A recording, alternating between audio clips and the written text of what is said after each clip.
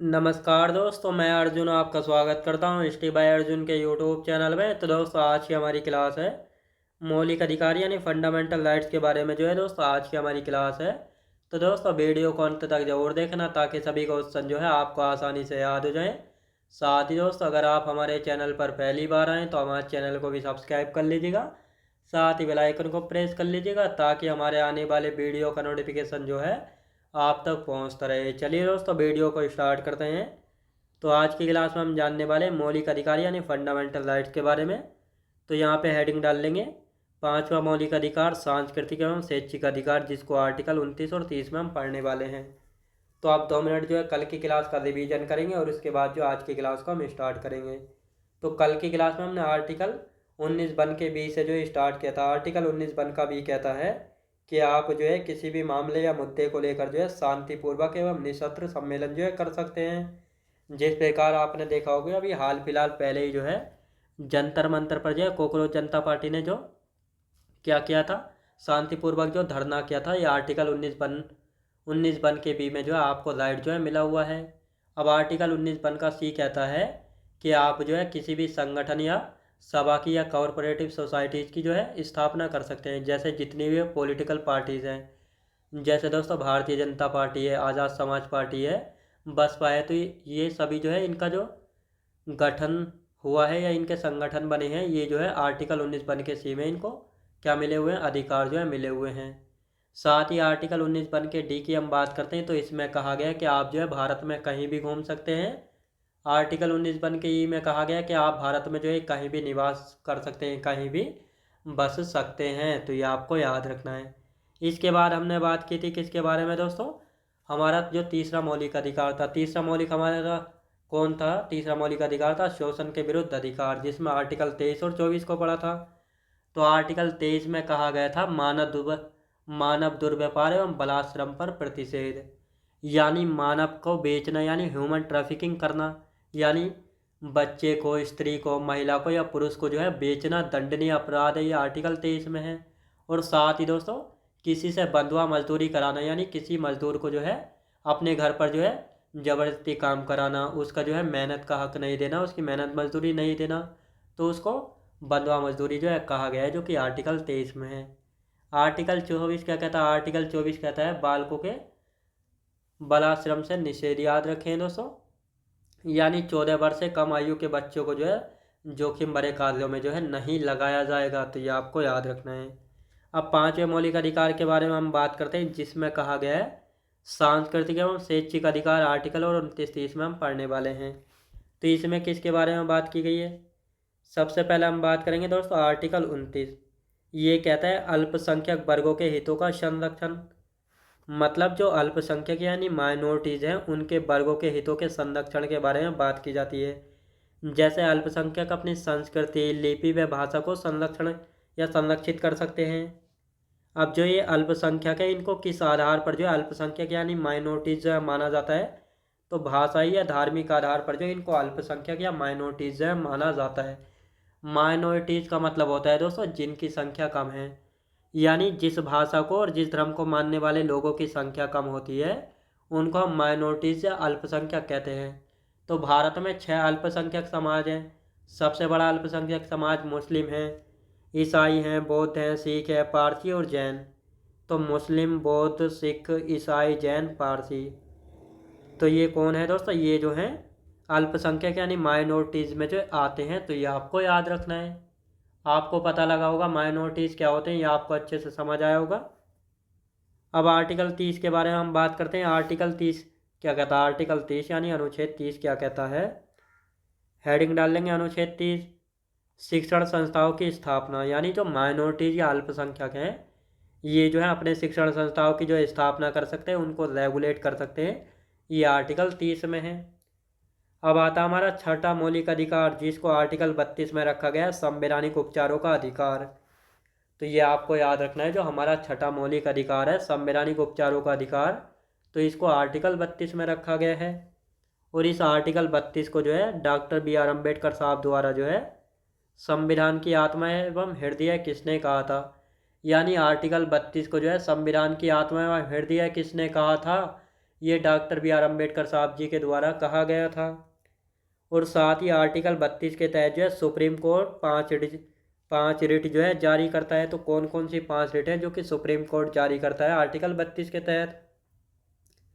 अब पहली है बंदी प्रत्यक्षीकरण, जिसका शाब्दिक अर्थ होता है व्यक्ति को प्रस्तुत किया जाए। यानी जो पहली रीट होती है बंदी प्रत्यक्षीकरण, मतलब व्यक्ति को जो है प्रस्तुत किया जाए। दूसरी होती है परमादेश, जिसका शाब्दिक अर्थ होता है हम आदेश देते हैं। तो ये परमादेश वाली जो रीट होती है ये जो है अधिकारियों पर जो है लगाई जाती है। याद रखें दोस्तों, अधिकारियों पर जो है जारी की जाती है। तीसरी रीट है प्रतिषेध, जिसका शाब्दिक होता है मना करना। याद रखेंगे, मना करना। चौथी रीट की हम बात करेंगे। चौथी रीट कौन सी होती है, जिसका अर्थ होता है पूर्णतः सूचित करना या मंगवा लेना। पांचवी कौन सी, अधिकार प्रेक्षा, यानी आपका प्राधिकार क्या है। तो ये 5 रीट होती हैं। पहली बंदी प्रत्यक्षीकरण, परमादेश, प्रतिषेध, उत्प्रेषण और अधिकार प्रेक्षा। तो ये 5 रीट जो है सुप्रीम कोर्ट आर्टिकल 32 के तहत पेश करते हैं, पेश नहीं जारी करते हैं। तो ये आपको याद रखना है। तो ये था आर्टिकल 32 जो आपको समझ आया होगा। तो दोस्तों यहाँ पे अब हम बात करने वाले हैं आर्टिकल 34 के बारे में। तो ये आपको समझ आया होगा। आर्टिकल 32 के तहत जो है सुप्रीम कोर्ट 5 रिट जारी करता है, बंदी प्रत्यक्षीकरण, परमादेश, प्रतिषेध, उत्प्रेषण और कौन सी दोस्तों, अधिकार प्रेक्षा। अब आर्टिकल 34 क्या कहता है, जब सेना विधि लागू हो तब जो है कुछ आर्टिकलों को प्रतिबंधित कर दिया जाता है। साथ ही आर्टिकल 35 कहता है संसद उन कार्यों के लिए जिन्हें भाग 3 के अंतर्गत अपराध घोषित किया गया है उनके लिए कानून बना सकती है। यानी संसद जो पार्लियामेंट है ये जो है उन कार्यों के लिए जिन्हें भाग 3 के अंतर्गत जो अपराध घोषित किया गया है, जैसे आर्टिकल 17 और आर्टिकल 23 के अंतर्गत, तो इनके लिए जो है कानून बना सकती है पार्लियामेंट। अब यहाँ पे हम बात करने वाले हैं दोस्तों विदेशी एवं भारतीय नागरिकों को प्राप्त मौलिक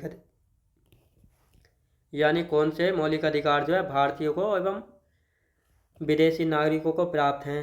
तो यहाँ पे हेडिंग डालेंगे विदेशी एवं भारतीय नागरिकों को प्राप्त मौलिक अधिकार। तो आर्टिकल 14, 20, 21, 21, 22, 23, 24, 25, 26, 27, 28। तो ये आर्टिकल जो है विदेशी एवं भारतीय नागरिकों को प्राप्त हैं। लेकिन केवल भारतीयों को प्राप्त मौलिक अधिकार आर्टिकल 15, 16, 19, 29 और 23, ये 5 आर्टिकल ऐसे हैं जो कि केवल भारतीयों को प्राप्त है मौलिक अधिकार वाले। तो ये आपको याद रखना है। और ये हमारा मौलिक अधिकार का जो टॉपिक था ये हो चुका है हमारा कंप्लीट। तो ये आपको समझ आया होगा मौलिक अधिकार यानी फंडामेंटल राइट्स में हमको कौन कौन से अधिकार जो है प्राप्त हैं। अब दोस्तों हमारा अब नया टॉपिक यानी नया चैप्टर शुरू होने वाला जिसका नाम है राज्य के नीति निर्देशक सिद्धांत यानी directive principle of state policy, जिसको हम DPSP भी कहते हैं। क्या, जिसको हम शॉर्ट में दोस्तों DPSP भी कहते हैं, directive principle of state policy को DPSP। अब जो राज्य के नीति निर्देशक सिद्धांत है इनको संविधान के किस भाग में, संविधान के भाग 4 में रखा गया है।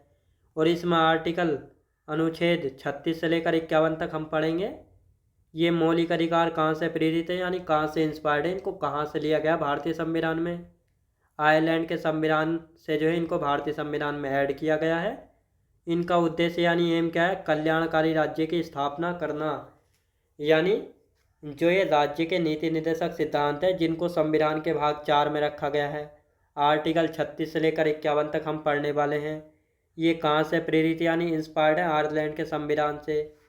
अब आयरलैंड ने इनको कहाँ से लिया गया था, स्पेन से लिया था। याद रखें दोस्तों, स्पेन से, आयरलैंड ने इनको स्पेन से लिया था। अब जो राज्य के नीति निर्देशक सिद्धांत है इनका उद्देश्य क्या है, कल्याणकारी राज्य की स्थापना करना।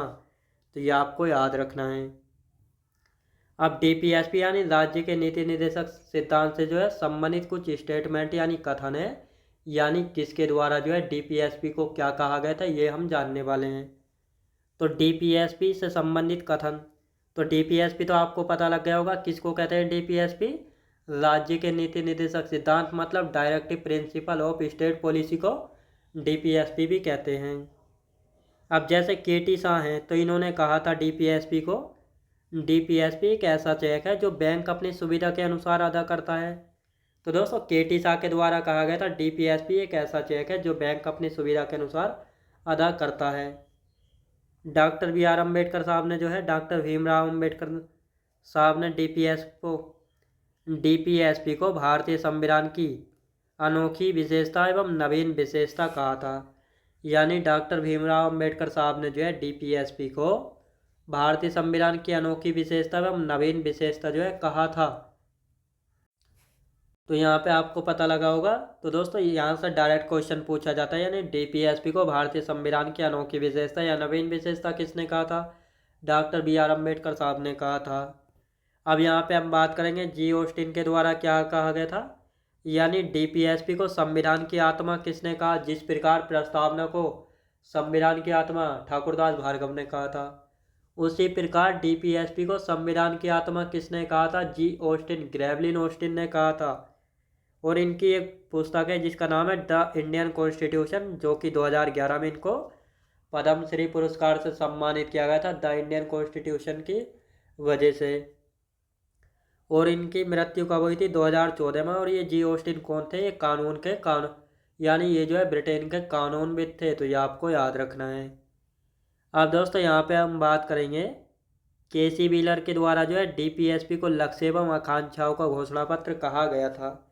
यानी जो डीपीएसपी यानी राज्य के नीति निर्देशक सिद्धांत हैं, इनको लक्ष्य एवं आकांक्षाओं का घोषणा पत्र किसने कहा था? केसी व्हीलर ने। और साथ ही इन्होंने भारतीय संविधान को अर्धसंघीय भी कहा था। भारतीय संविधान को अर्धसंघीय किसने कहा था? केसी व्हीलर के द्वारा जो है कहा गया था। एल.एम. सिंघवी यानी लक्ष्मणमल सिंघवी की यदि हम बात करते हैं, तो इन्होंने डीपीएसपी को संविधान के जीवनदायी प्रावधान कहा था। तो जो डीपीएसपी है, इसको संविधान के जीवनदायी प्रावधान किसने कहा था? इसको डीपीएसपी को संविधान के जीवनदायी प्रावधान कहा था एल.एम. सिंघवी यानी लक्ष्मीमल सिंघवी ने कहा था। अब दोस्तों यहाँ पे हम बात करते हैं टी.टी. कृष्णाचारी के बारे में। तो डीपीएसपी भावनाओं का वास्तविक कूड़ादान या सच्चा कूड़ादान है। यानी जो डीपीएसपी हैं, इनको भावनाओं का वास्तविक कूड़ादान या सच्चा कूड़ादान किसने कहा था? टी.टी. कृष्णाचारी ने कहा था। अब इनको ऐसा क्यों कहा था? तो यहाँ पे नोट करके लिखेंगे। यानी कानून बनाते समय डीपीएसपी को ध्यान में रखना चाहिए। अब दोस्तों के.टी. शाह ने यानी टी.टी. कृष्णाचार्य ने डीपीएसपी को भावनाओं का वास्तविक कूड़ादान या सच्चा कूड़ादान इसलिए कहा था क्योंकि डीपीएसपी का उल्लंघन करने पर जो है कोई भी सज़ा का प्रावधान नहीं है। तो इसलिए इन्होंने कहा था जब इनका उल्लंघन करने पर कोई भी सज़ा का प्रावधान नहीं है, तो ये जो है एक सच्चा कूड़ादान या वास्तविक कूड़ादान है। और साथ ही कानून बनाते समय डीपीएसपी को ध्यान में रखना चाहिए ताकि इनका उल्लंघन न हो सके। जो डीपीएसपी इनको 3 वर्गों में विभाजित किया गया है। यानी समाजवादी सिद्धांत, जिसमें अनुच्छेद 38, 39, 39 से 41, 42, 43, 43 ए तथा 47। गांधीवादी सिद्धांत में अनुच्छेद 40, 43, 43 भी, 46, 47 और 48 है। उदार बौद्धिक सिद्धांत में अनुच्छेद 44, 45, 48, 48 से 49, 50 तथा 51। और एक आर्टिकल ऐसा भी होगा जो कि तीनों भागों में दिया होगा, तो बिल्कुल कन्फ्यूजन नहीं होना है। अब इससे आगे का जो बचा हुआ है इसको हम कल की क्लास में कंटिन्यू करेंगे, आर्टिकल 32 से लेकर 51 तक। तो मैं उम्मीद करता हूँ आपको वीडियो क्वालिटी, कंटेंट वगैरह सभी कुछ आपको पसंद आया होगा। पसंद आया तो लाइक शेयर और सब्सक्राइब करना बिल्कुल भी ना भूलें। साथ ही दोस्त, अगर आप हमारे चैनल पर पहली बार आएँ तो हमारे चैनल को भी सब्सक्राइब कर लीजिएगा। साथ ही बेल आइकन को प्रेस कर लीजिएगा ताकि हमारे आने वाले वीडियो का नोटिफिकेशन आप तक पहुँचता रहे। चलिए दोस्तों, मिलते हैं नेक्स्ट वीडियोज़ में।